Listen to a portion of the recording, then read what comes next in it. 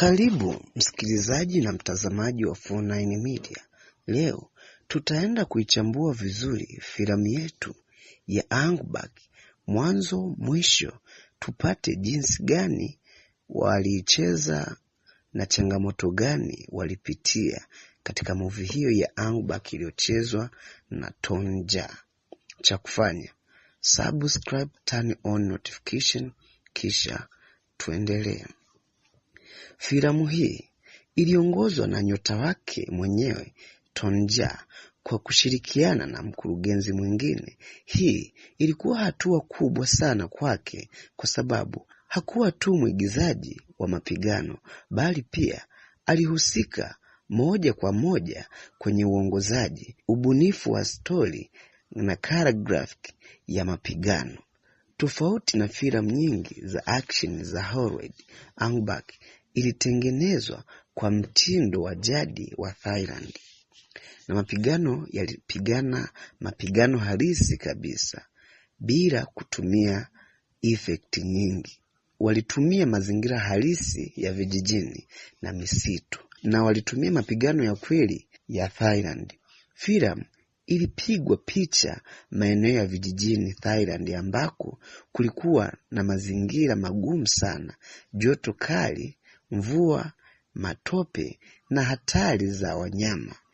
Moja ya vitu vilivyofanya Hangbak kuwa maarufu duniani, realism yake. Tony Jaa alisisitiza hakutaka kutumia kamera nyingi.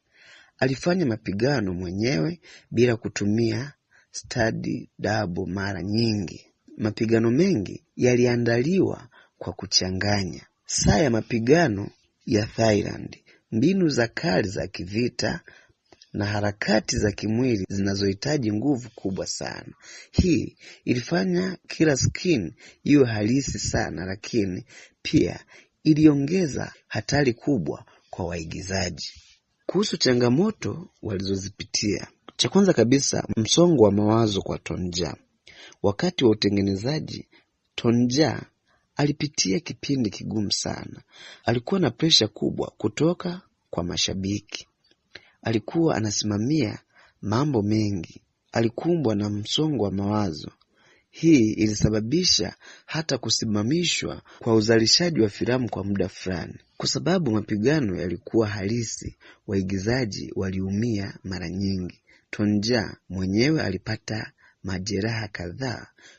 Kulikuwa na hatari kubwa ya ajali, lakini waliendelea kushuti kwa sababu walitaka ubora wa hali ya juu wa filamu hiyo. Filamu ilichelewa sana, ratiba ilivunjika mara nyingi, bajeti iliongezeka. Kulikuwa na changamoto za kupanga skin kubwa za vita. Tofauti na Hangbak, sehemu ya 3 haikuzingatia mapigano pekee. Walibadilisha na kuingiza falsafa ya maisha, safari ya kiroho na masuala ya ndani ya binadamu. Hii iliwashangaza mashabiki wengi waliotarajia action tu. Hapa ndipo Hangbak 3 inakuwa tofauti kabisa. Filamu inaonyesha kuwa adui mkubwa si yule unayepigana naye nje, bali yule aliye ndani yako. Muhusika alikuwa anaitwa Tin, mwenye hasira na kisasi na mwenye kukata tamaa, lakini ushindi wake mkubwa ni kuushinda moyo wake mwenyewe. Filamu inaathiriwa sana na mafundisho ya dini ya Buddha: uvumilivu, kutoweka chuki, amani ya ndani. Hii ndiyo sababu sehemu nyingi za filamu zinazoonekana kama slow au za kutafakari. Tin anawakilisha mtu yeyote anayeanguka, anayeteseka, lakini anaweza kusimama tena. Filamu nyingi za action zinazingatia kupigana na kushinda, lakini Hangbak ya 3 inaonyesha safari ya ndani, inaunganisha action. Philosopher inaonyesha kuwa nguvu si misuli tu. Filamu ilipopokelewa, wengine walipenda kwa kina chake, wengine walikosoa kwa kuwa si ya action sana. Lakini ukweli ni huu: ilikuwa jaribio la kipekee la kuchanganya mapigano na falsafa ya maisha ya kibinadamu. Hivyo usisahau kusubscribe na kuturn on notification. Hii ni 49 Media. Asante sana kwa kunisikiliza.